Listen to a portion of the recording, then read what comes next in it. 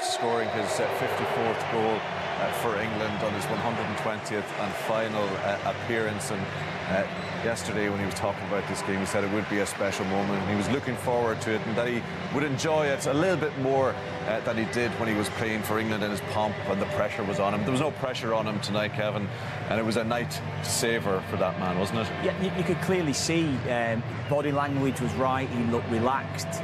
Big smile on his face there. We saw that throughout the course of the game, or the limited time that he was on the pitch tonight.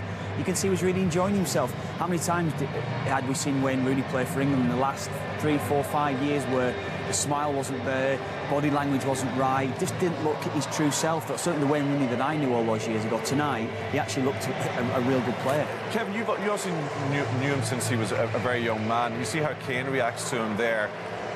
Is he and was he a popular guy around clubs and internationals in the international set? Was he liked? I'm sure he was well liked within that international setup. Yeah, there with England, of course. I would never know that, but certainly at club level, the Wayne Rooney that I know, even as a young boy, very much well liked. He was very much the sort of player that would be in the middle of everything. You know, bus journeys to games he used to love. He used to love being around the crack in the dressing room. He was the life and soul of a dressing room, and that's what I'm sure it would have been through Man United days and, of course, through England days. Came very, very close, Brian, as I said, to getting his 54th goal. He really, really wanted it, didn't he? The last of the street footballers is how he used to be described, and he sort of plays the game, used to play the game with that sort of energy and off-the-cuff nature.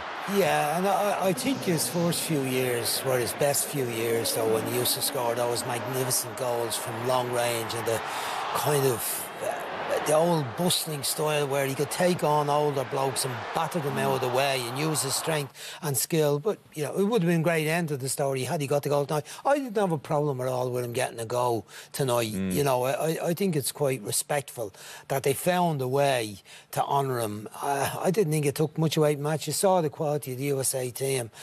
You know, it was no big deal that someone else was done out of a cap tonight to allow Rooney into the team. It's funny because I saw a documentary recently about Bobby Moore and how players like him were almost forgotten about, and a role wasn't found for someone like him in the English setup. And something Rooney said yesterday was he hoped in future, say in 10, 15 years' time, when Harry Kane retires, that maybe this kind of thing can happen for players like that there is a little bit of giving back and appreciation for players. Yeah, I think that can be the way with some football associations. They're inclined to forget people who made a great contribution in the past. We've seen it, I've seen it in the Irish Association for sure. We even had the Alan McLaughlin thing this week where they'd forgotten about his contribution until he said it himself, and then there was an apology.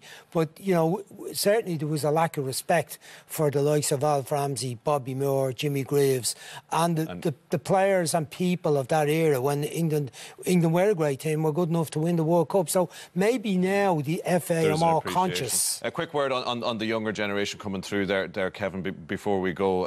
Obviously Wilson getting on the score sheet and Sancho impressive. Yeah, Callum Wilson, delighted for him. I was a teammate of him at Coventry when he suffered horrendous injuries as a kid, but Jadon Sancho, standout player tonight, truly exceptional performance,